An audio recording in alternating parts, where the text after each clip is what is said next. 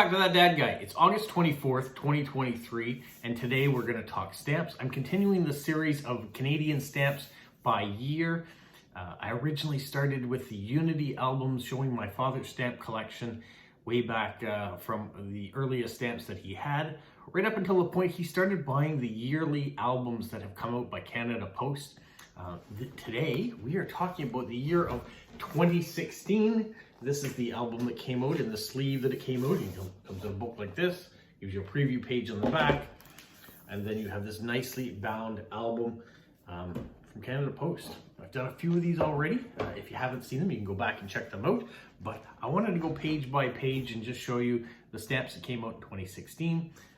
The slogan that Canada Post puts out are the stamps and stories that define us. So every year they do historical figures, they do some wildlife perhaps, plant life, sporting events, historical members or pop figures that have come out. They try to do a mixture of everything within society. So in 2016 with no exception. And right from the cover, you can see some things that are things that I enjoy. Here you've got Star Trek. And in the center of the original Star Trek cast, you have William Shatner, who is Canadian. Here we have hockey. This is Sidney Crosby, who is from Atlantic Canada, from Nova Scotia specifically. So there are some things here that are pertinent to Canadians and to Atlantic Canadians. So with that being said, make sure you subscribe, you like, you comment, and you share with other people. But let's check out the album. The easiest way to do this is from this angle, I believe. But we're going to flip through. Of course, the very first section is a country, a people, our Canada. And then a little blurb by the president of Canada Post at the time. And destinations. So we can see landscapes, locks, the Rideau Canal, Grand Pré in Nova Scotia, images from British Columbia and Alberta, and Lunenburg in Nova Scotia. And why do they show all these images? Because these are the stamps they put out to represent. So we have these small UNESCO World Heritage Sites in Canada. And small stamps in a souvenir sheet. And then there we have Queen Elizabeth II, the Queen of Canada and beyond, at the time anyways. And there we go, focus in on the stamp. Let's just pull this page back so we don't have the same reflection. There we go, lovely stamp. You can see it has a P on it, so it means that at that rate that the stamp came out, it can be mailed anywhere domestically. And if you still have that stamp, I could take it to this album and it would still be worth the same to send. The Legend of the Monkey King. There is the stamp, really cool stamp. And there is the long sheet with the international rate at the time, $2.50. The Fight for Freedom. Brave soldiers that fought. And there is the stamp that represents those gentlemen. And then we have floral that came out that year. Votes for women. And the key contributors to women getting the vote. And there's the stamp.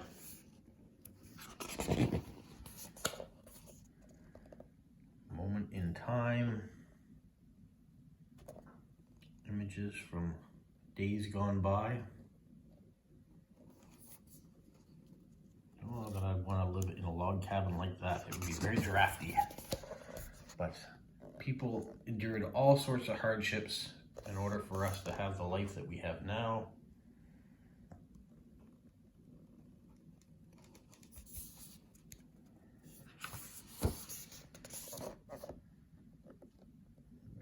All sorts of gentlemen and photographers that captured these moments through time.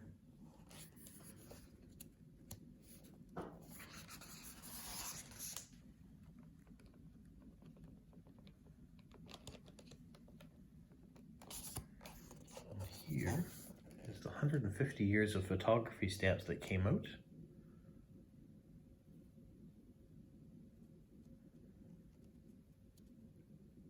So 7 nice stamps. Beautiful images.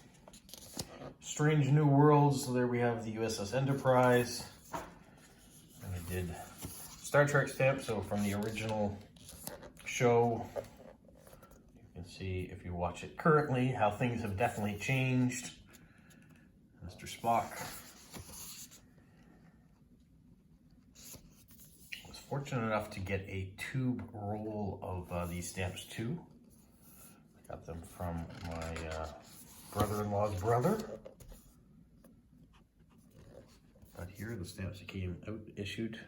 So there you have the Starship Enterprise and a bird of prey, a Klingon bird of prey. And then you have this commemorative sheet.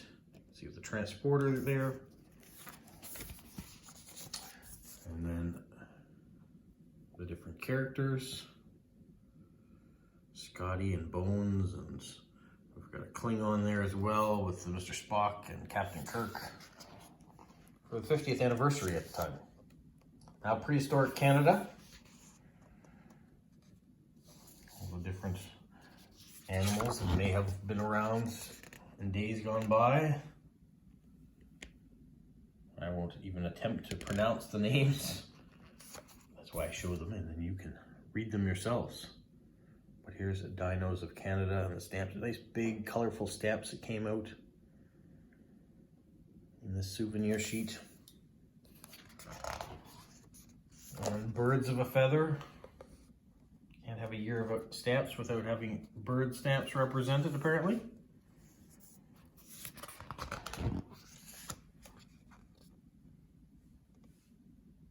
But I do like how they presented them in the souvenir sheet. You can see them here, where the image of the bird continues on beyond the border of the stamp. So in order to get the full image, you have to buy the souvenir sheet. The lure of the supernatural. As I did an episode yesterday on a Halloween store here in town. This might be apropos. We don't want to think too much of Halloween and those times just yet. We're still in August. But here we have stories throughout the province. I'm focusing on this one because it's in New Brunswick. But these are stories from around the country. And these were the stamps that were issued.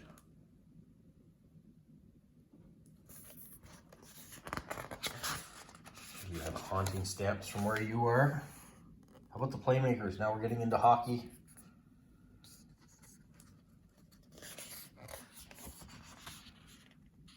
Sidney Crosby here. Phil Esposito, number 7 for the Boston Bruins. Good old Guy Lafleur for the Montreal Canadiens, number 10. Mark Messier, who won cups both in New York and in Edmonton with Wayne Gretzky at the time, in number 11. Daryl Sittler, number 27 for the Toronto Maple Leafs. Steve Yzerman, number 19 for the Detroit Red Wings. Here you have kind of what looks like almost hockey card versions of their pictures, and then how they turn them into the stamps. So there's going through multiple generations of hockey heroes. And then the Canadian Foundation stamps that came out that year in 2016 are these here. So there you can see it says P plus 10, so 10 cents extra as goes to charity, and then the regular domestic value on it. That's what that P plus 10 means. And then we're getting into the Christmas stamps. So there's the nativity set, or the nativity stamp that came out that year. As well as a nativity, they always do kind of a winter designs. So here is the Christmas standard winter designs, 3 little stamps, one for the domestic rate, one for the US rate, and one for the international rate. And that is the end of that book. Collection of Canada 2016, the stamps and stories that define us. I don't know about you, but I've been enjoying looking back at years gone by. I know the stamps are getting closer to being current. We are less than a decade away from being caught up into what the albums are. I usually show these about once a month, so we're still got a little ways to go before we get caught up to present time. But yeah, to look back at some of these stamps that have come out, some of them now I remember going on letter mail. 2016, of course, I've been a letter carrier during that time of period. I started as a letter carrier in 2012. So some of these things are stamps that I've seen on letters. Some of these stamps are actually stamps that I've used since joining Post Crossing 2.5 years ago. So you can still find them in circulation. And if, like I said, if it has a P value on it, you can use a domestic rate stamp that was issued in 2016 and still use it for 2023, which is kind of the nice thing about it. You don't have to add extra postage to it, as you would if you had bought an 85-cent stamp and now trying to use it when stamps are valued at 80 or 92 cents, you would have to come up with the extra. So that's an advantage of buying books of P stamps at a discounted rate. Even this year, if I was to buy a bunch of stamps now and use them in 5 or 10 years time, they'd still be worth the value of what they are, whatever current year you're in. Now, I know that stamps are changing though. They're getting more European countries are using barcodes on them, which means that any stamp that doesn't have a barcode no longer has any value for being used. I don't know if Canada will go that way in the future. My guess is probably it will, but as of right now, you can use older stamps and still send them out, same as in the United States, you can do that as well. But I know in Great Britain, if you have stamps that don't have the barcode on them, you can't use them anymore, is my understanding. So I hope we aren't at that point. So for right now, we will continue to use older stamps, and which is great for stamp collectors because you can mail them out to people around the world and still have use of them. So anyways, I hope you enjoyed our look back at 2016, and stay tuned for whatever comes next. Probably 2017. Have a magical week. What, Polo? You say like, subscribe, share, and tell all your friends. Who's a good boy? Who's a good boy? Bye.